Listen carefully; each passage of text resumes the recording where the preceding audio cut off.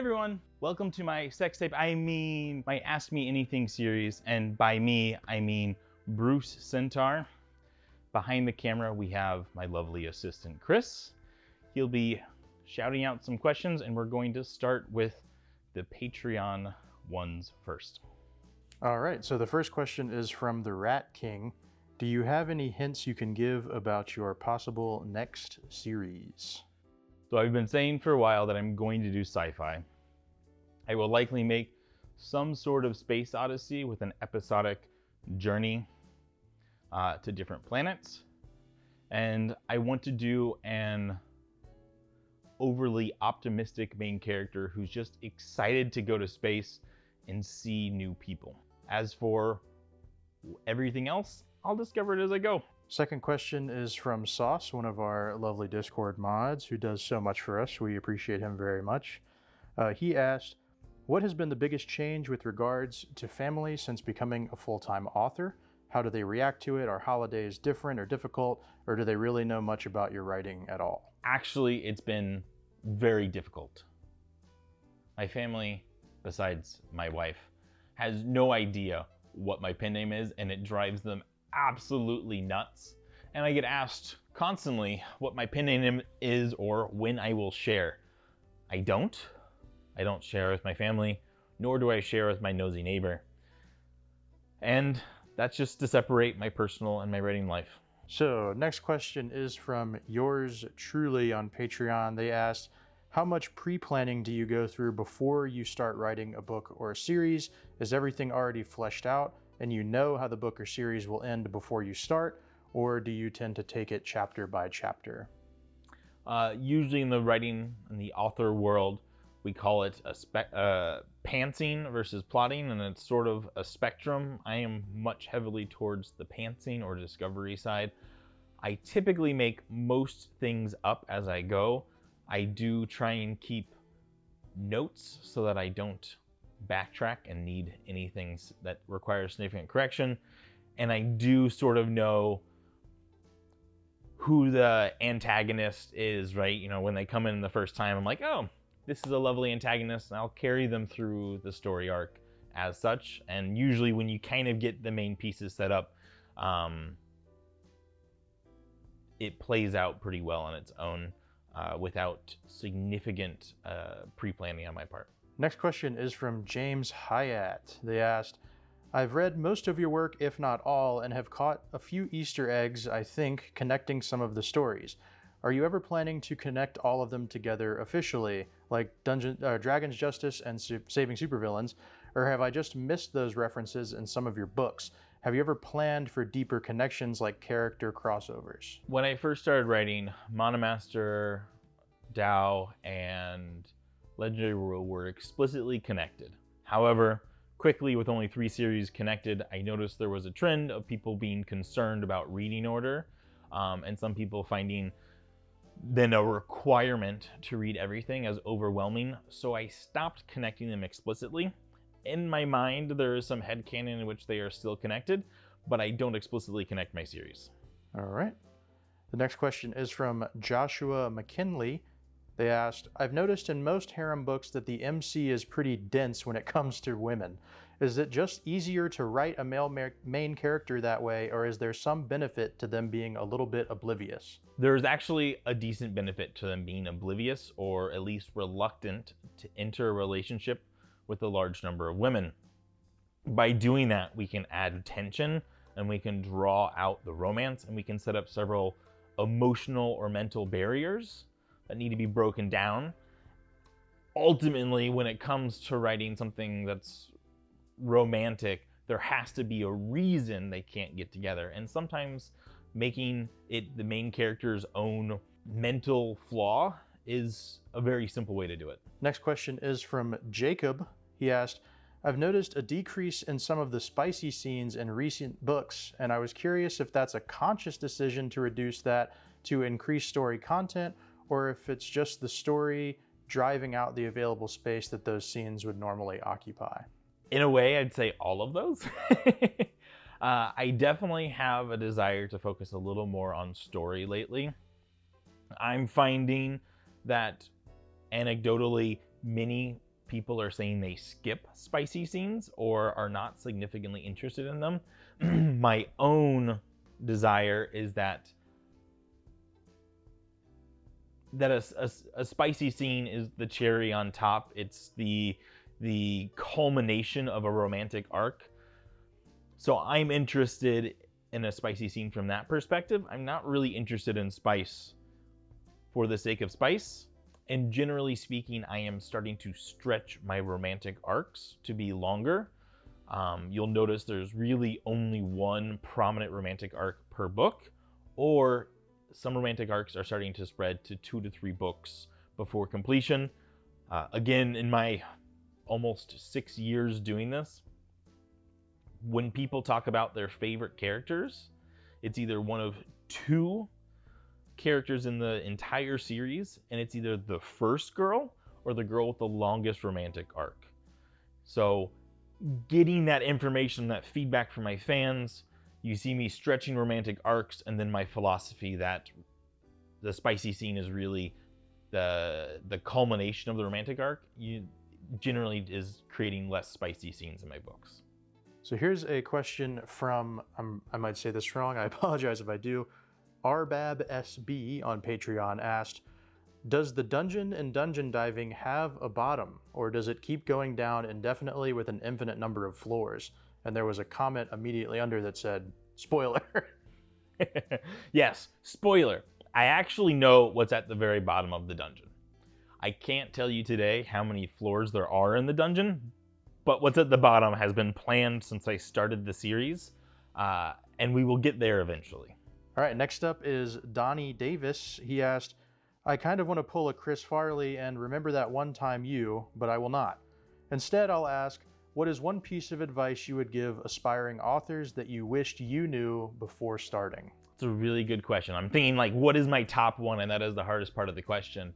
So maybe I might fudge it to give you 2.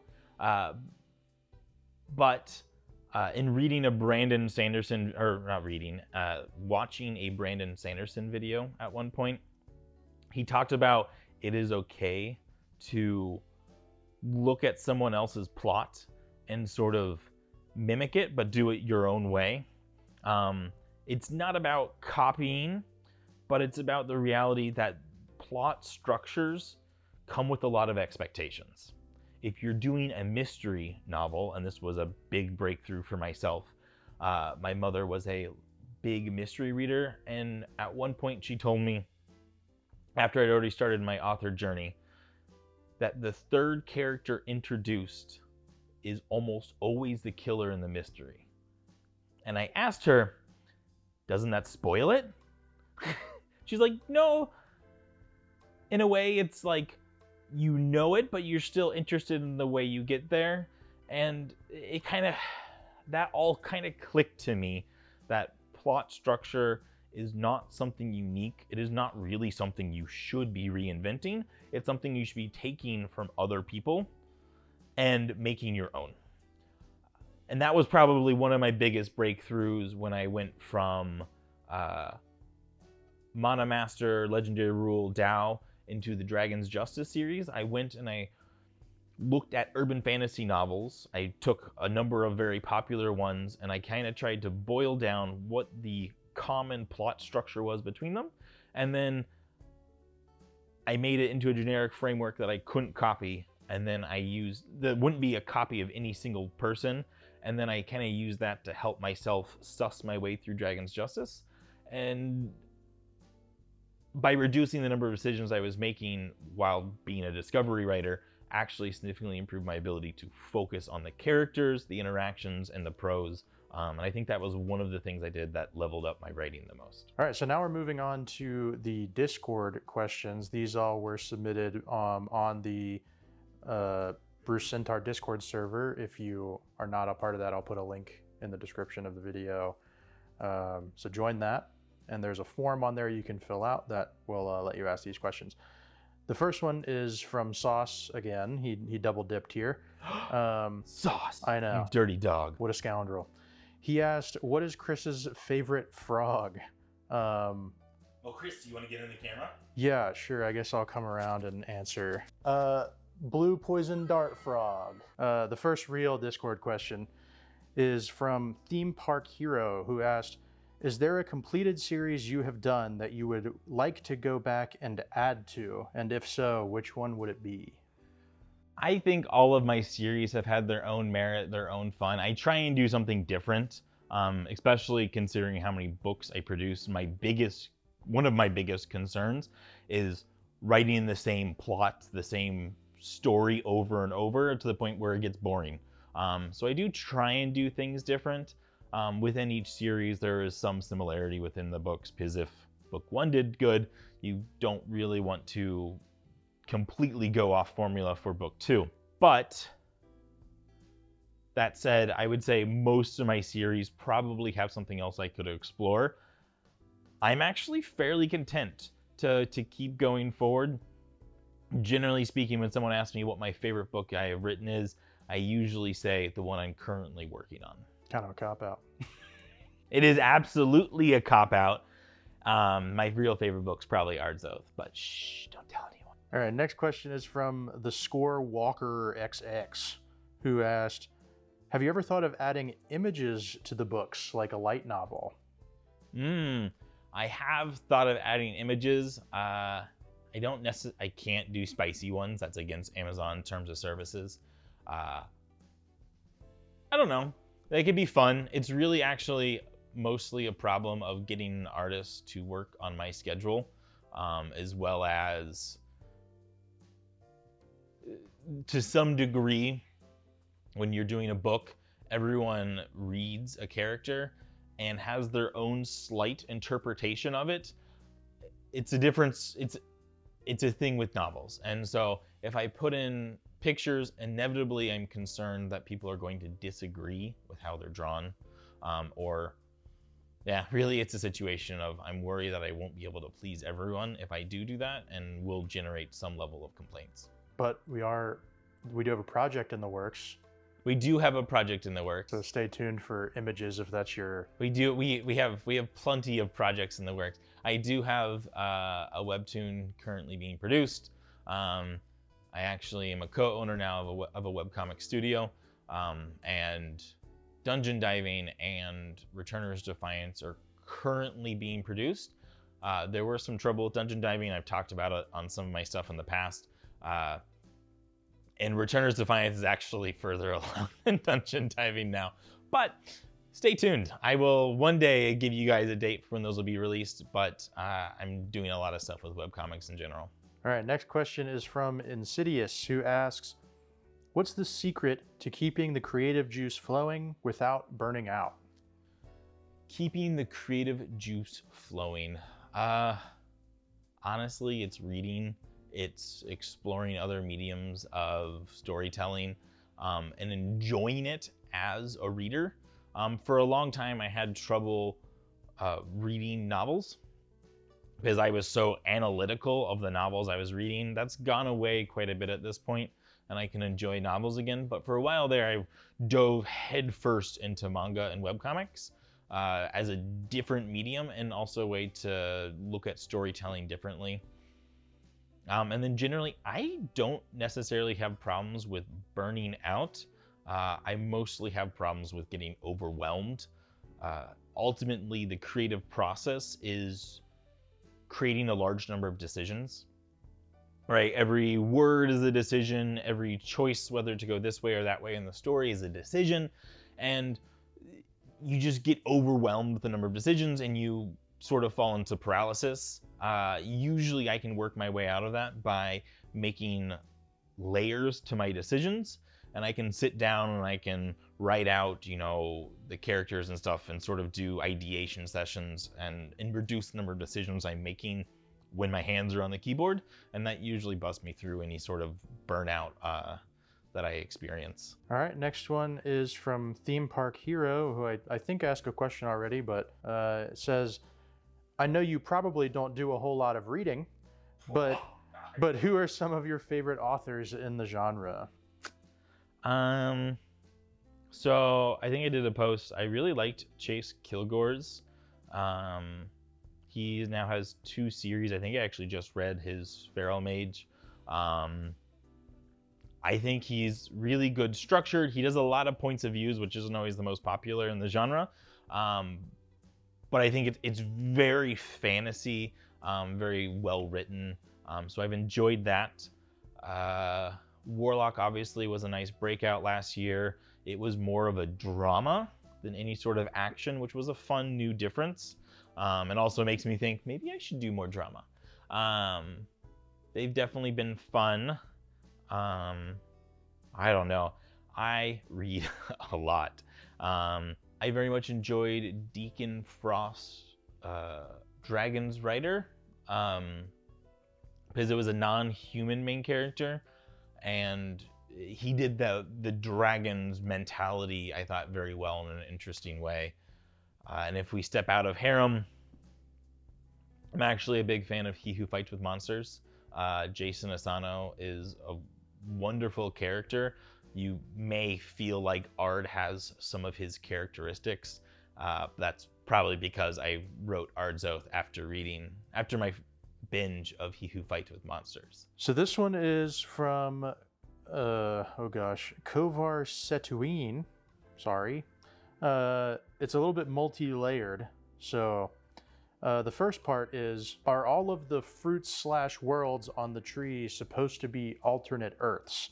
And then there's two follow-ups that are, if yes, why not take the opportunity to have completely separate planets, I guess just for different settings? And if no, then why are so many alternate Earths in your series? I believe we've had at least 3 confirmed alternate Earths to date. So if you want to like take my headcanon for what everything is, right? It all starts with Tao, and then there's the world tree and the fruits on the world tree. But there was also the original Earth that Dar transmigrated from to the Tao world. And then you kind of loop back on that, and you discover through Ajax's story and Legendary Rule that it is a fruit on the world tree, but mana was prevented from entering, and then there's sort of this bubble of mana that becomes the Legendary Rule game, and then starts to bleed magic into reality. And then you have Mana Master in the series that comes after, where it is Ajax's Earth, and then at some point transcends into a higher world, and we do see a fragment that is the exploded world from the Tao story, at one point where Isaac gets his Phoenix familiar. I can't believe I keep all this in my head.